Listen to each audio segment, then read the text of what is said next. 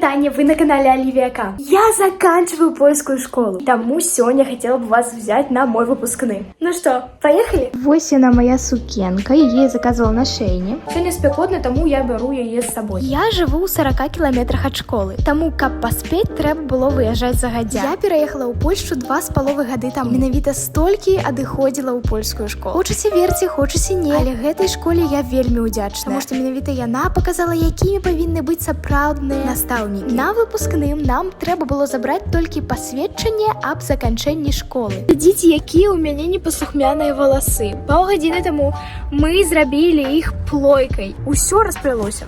Чэля, ты разумееш, што адбываецца? Мы прыйшлі ў школу і пайшлі ў клас, а бацькі пайшлі ў спортзал. Так, дарэчы, у польскіх школах не прынята рабіць актавую залу, таму ўсе мерапрыемствы праходзяць у спортзале. Coś jest? Nie pogubić. Nie, każdy zobaczy swoje. Także na taką czapeczkę zapraszam każdego. Po kolei. Czy ktoś chodzi na religię, czy nie? Zapraszam tutaj, bo czapeczki są dla wszystkich.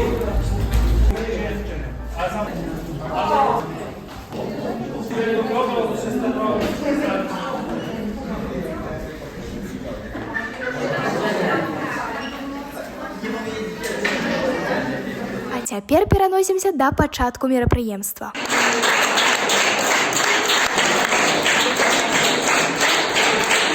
Пару слоў сказала пані дырэктар, а далей нам раздавалі нашыя пасведчанні. А яшчэ цікавы факт. Шапачкі, якія цяпер на нас надетыя, пастаянна спаўзалі, але затое надавалі выпускному некі каларыт. А вам падабаецца такая ідэя з шапачкамі? Напішыце ў каментарах.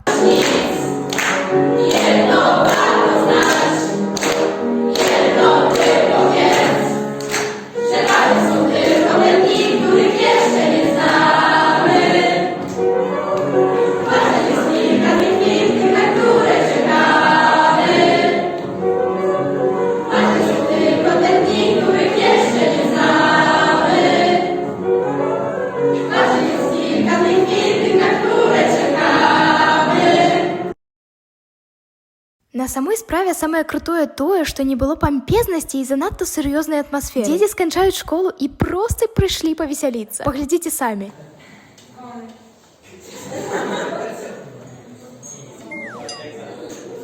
Dzwonek mnie obudził rano. Wygląda czy drzwi? Prawda nogi na mnie z waty. Czy to jeszcze mi się śni? Jednak się zebrałem sobie. O co chodzi?